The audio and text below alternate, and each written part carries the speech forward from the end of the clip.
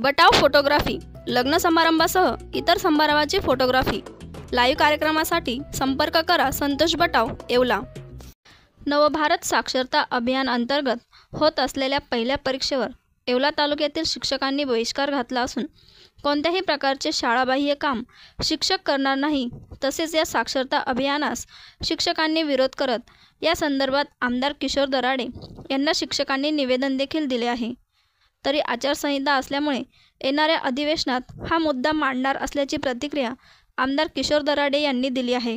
येवला तालुक्यातले सर्व शिक्षक बांधव यांनी आज माझ्याकडे निवेदन दिलेलं आहे। ते निवेदन मी स्वीकारलेलं आहे। आता आचारसंहितेचा पिरियड चालू असल्यामुळे मी त्यांना सांगितलं येणाऱ्या 10 जिल्हा अधिवेशन आहे, त्या अधिवेशनामध्ये आपलं प्रामुख्याने हा प्रश्न मांडत आणि आपल्याला न्याय देण्याचा प्रयत्न 100% मी करणार आहे। तसं जर बघितलं तर आमचे शिक्षक बांधव रात्रंदिवस सतत सर्वेमध्येच असतात। शाळेत कमी वेळ, बाहेर जास्त वेळ द्यायला लागतो।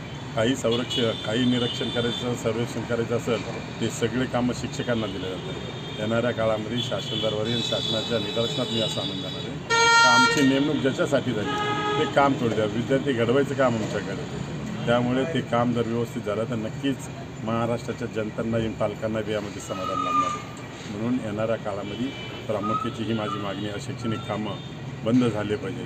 त्याच्यासाठी मी याचा काळ लढा देणार आहे। अभियान परीक्षेवरती शिक्षक माध्यमिक, उच्च माध्यमिक, प्राथमिक शिक्षकांनी बहिष्कार टाकलेला आहे। अनेक अशैक्षणिक कामं हे शासन शिक्षकांवरती थोपवत आहे। नवभारत साक्षरता अभियान जर शासनाला घ्यायचंच होतं तर प्रत्येक ठिकाणी स्थानिक स्वराज्य शासन संस्था आहे, ग्रामपंचायत आहे, पंचायत समिती आहे, जिल्हा परिषद आहे, नगरपालिका आहे, त्या ठिकाणी शासनाने त्या गावातील सुशिक्षित तरुण जो वर्ग आहे, बेकार आहे, त्यांना मानधन देऊन त्या गावातील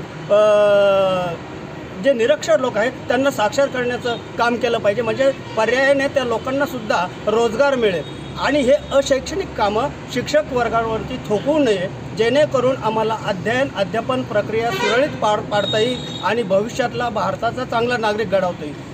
शिक्षकांवरती अनेक अशैक्षणिक कामं थोपवली जातात, तेही परीक्षेच्याच काळामध्ये।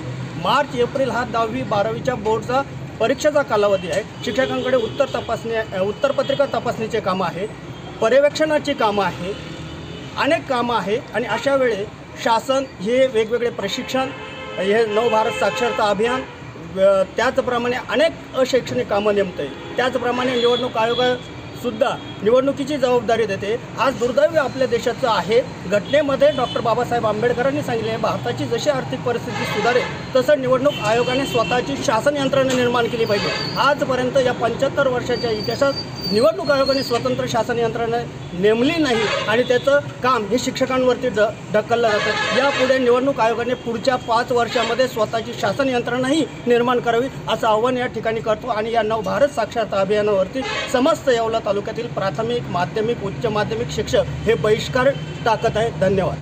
साईज्योती मूळव्याध हॉस्पिटल, आयुर्वेदिक औषधोपचार, क्षारसूत्र इंजेक्शन व व्हेसल सीलर जर्मनी लेझर मशीनद्वारे उपचार, डे केअर सेंटर, ॲडमिट राहण्याची गरज नाही, मेडिक्लेमची व्यवस्था, स्त्री रुग्णांसाठी स्त्रीरोग तज्ज्ञ, ठिकाण धारणगाव रोड, कोपरगाव, संपर्क डॉक्टर तुषार गलांडे, डॉक्टर काजल गलांडे।